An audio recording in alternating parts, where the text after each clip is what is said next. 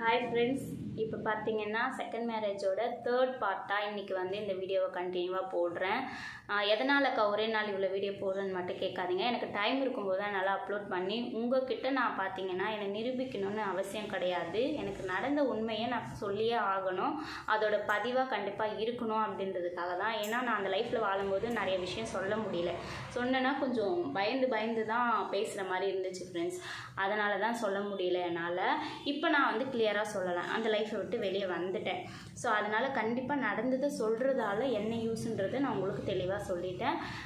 இப்போ பார்த்தீங்கன்னா ஸ்கூல் லைஃப்பில் நான் சுற்றினது போனது வந்தது இதை தான் வந்து இதுக்கு முன்னாடி பார்ட்டில் நான் சொல்லியிருக்கேன். ஆனால் அதில் நான் பண்ண தப்பை ஸ்கூல் பிள்ளைங்களாக இருந்தால் தயவு செஞ்சு பண்ணாதீங்க, நான் கெஞ்சி கூட கேட்டுக்கிறேன்.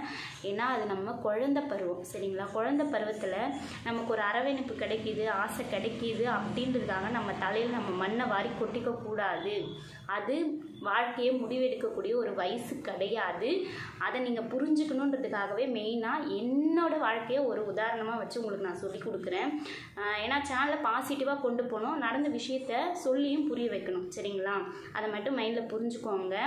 எனக்கு நம்ம அக்கா திருமணம் செஞ்சுருக்கிறாரு, நம்ம கல்யாணம் பண்ணிக்கணும் அப்படின்னு தப்புன்னே தெரியல, புரியுதுங்களா? இன்றைக்கி வருந்துறல தப்புன்னு அன்றைக்கி எனக்கு தெரியல. காரணம் என்ன அப்படின்னா, என்னை கைட் பண்ண யாரும் கிடையாது. தப்பு பண்ணால் இது தப்புன்னு சொல்லி புரிய வைக்க யாரும் கிடையாது. இன்றைக்கி நானாக புரிஞ்சுக்கிற பக்குவம் வந்துருச்சு, சரிங்களா? அப்போ எந்த மாதிரியெல்லாம்க்கா நீங்கள் வந்து போய் மாட்டிக்கிட்டீங்க அப்படின்னு சொன்னீங்கன்னா அதில் கொஞ்சம் சொல்லியிருக்கேன். இதில் வந்து நான் கண்டினியூவாக உங்களுக்கு சொல்கிறேன். இப்போ ஒன்றுமே இல்லை ஃப்ரெண்ட்ஸ், வீட்டில் நார்மலாக எடுத்துக்கோங்க. அப்பா வந்து அம்மா சாப்பிட்டியாம்மா, இல்லை அம்மா கேட்குறாங்க சாப்பிட்டியாம்மான்னு கேட்குறாங்கன்னு வச்சுக்கோங்களேன். நீங்கள் என்ன பண்ணுவீங்க? நம்ம போமா பசி எடுத்தா சாப்பிட்றேன் அப்படின்னு நம்ம கத்துவோமா மாட்டோமா? எத்தனை பேர் உண்மையை சொல்லணும், அவன் சரிம்மான்னு சொல்லிட்டு உடனே போய் சாப்பிட்றவங்களால நிறைய பேர் வீட்டில் ஊட்டிலாம் விடுவாங்க. அது வேறு கேட்டகரி.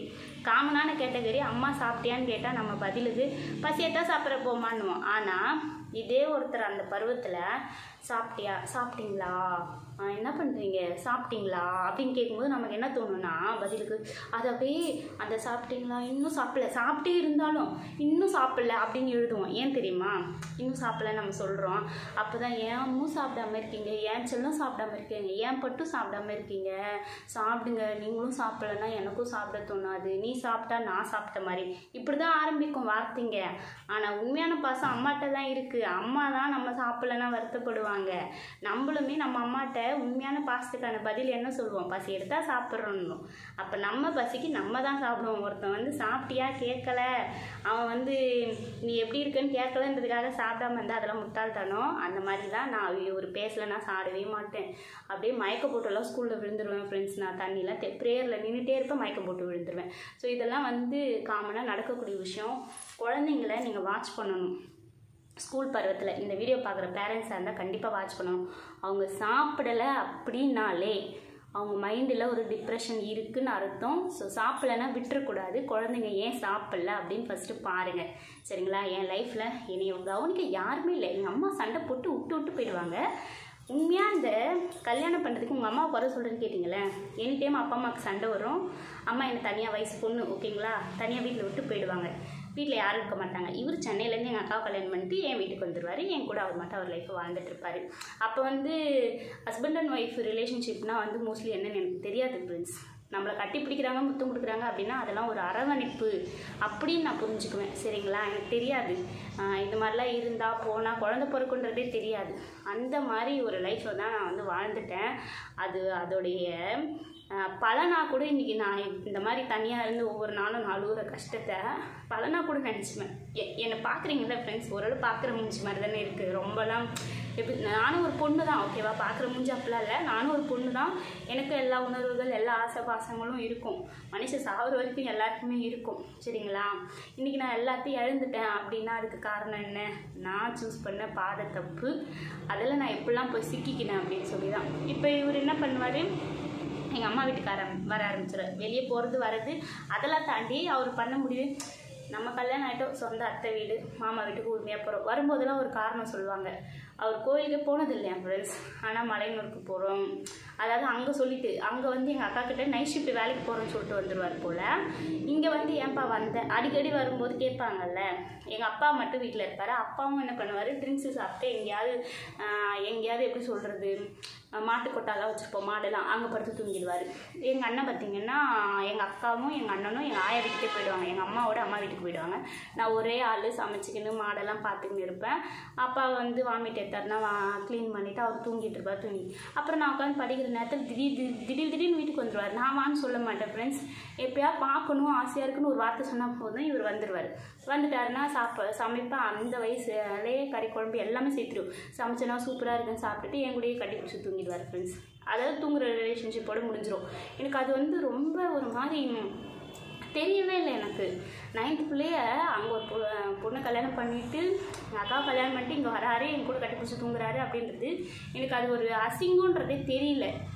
நார்மலாக இப்போ வந்து எப்படி சொல்கிறது, அப்பாலாம் நம்ம கூட அப்பா வேண்டாம், அம்மாங்கெல்லாம் இப்போ நம்ம கூட தூங்குறாங்கன்னா நம்ம எப்படி லைனாக தூங்குவோம், அந்த மாதிரி நினச்சின்னு நானும் தூங்கிடுவேன். புரியுதுங்களா? எவ்வளோ சின்ன வயசில் நான் வந்து கஷ்டப்பட்டு எப்படிலாம் நான் காயப்பட்டு அந்த லைஃப்பை விட்டு வர முடியாமல் போய் கல்யாணம் பண்ணிக்கிறேன்னா இந்த மாதிரி குட்டி குட்டி விஷயங்கள்லாம் தான் வந்து ரொம்ப எனக்கு டிமாண்டாகி போச்சு. ஆசையை தூண்டி தூண்டி தூண்டி அது ஒரு ஸ்டேஜுக்கு மேலே அவர் இல்லைன்னா நம்மளால் இருக்க முடியாது. அவரோட அரவணைப்பு இருந்துக்கிட்டே இருக்கணும். காமனாக ஒரு ஹஸ்பண்ட் அண்ட் ஒய்ஃப் அப்படின்னு எடுத்துக்கிட்டாலே உங்களுக்கு சண்டை ஏன் வருதுன்னா, ஒன்று நீங்கள் தனித்தனியாக படுப்பீங்க ஃப்ரெண்ட்ஸ், இது ஓப்பனான விஷயந்தான். ஸோ இந்த மாதிரி இருப்பீங்க, இதனால தான் சண்டை முத்திக்கிட்டே போகும். இதே ஒரு நாள் நீங்கள் ஒன்றா தூங்கி பாருங்கள், சண்டை வராது. நம்ம அப்படி ஹஸ்பண்ட் அண்ட் ஒய்ஃப் ரிலேஷன்ஷிப்பில் இருக்கணும் அப்படின்லாம் அவசியம் கிடையாது. அப்படி தூங்கி பாருங்கள், சண்டை வராது. என்றைக்கு நீங்கள் பிரிஞ்சு தூங்குறீங்களோ வீட்டில் சண்டை வந்துக்கிட்டே இருக்கும். காரணம் இல்லாமல் கோவம் வரும், ஏதோ ஒரு இது மேலே வெறுப்பு வரும். ஸோ இவர் வந்து நல்லா அந்த விஷயத்தில் வந்து ரொம்ப எப்படின்னா நான் தான் உலகம் உலகன்ற மாதிரி அங்கேருந்து வந்துடுவார்.